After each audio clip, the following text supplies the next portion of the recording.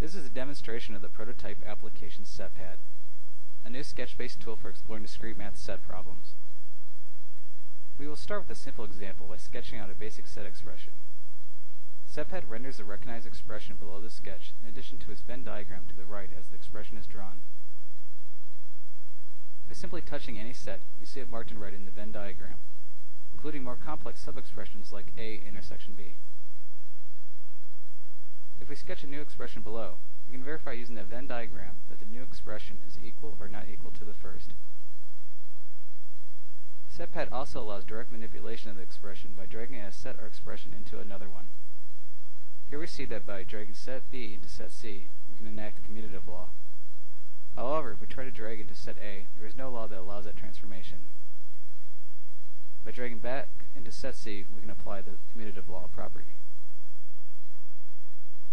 Now we will use a SetPad to solve a more complex problem.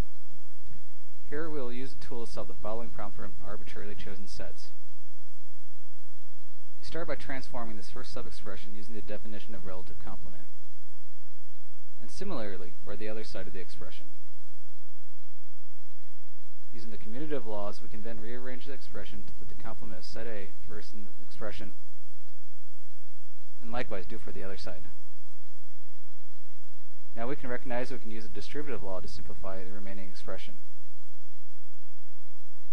Once again, we'll rearrange the terms using the commutative law.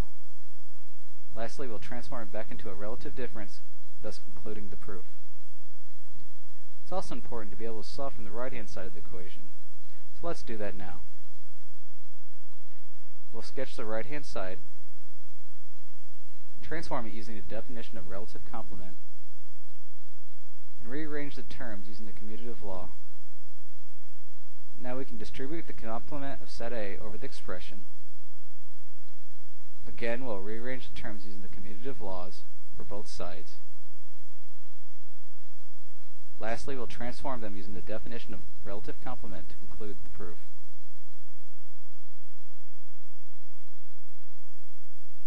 Finally, we'll demonstrate the solution viewer feature of SetPad.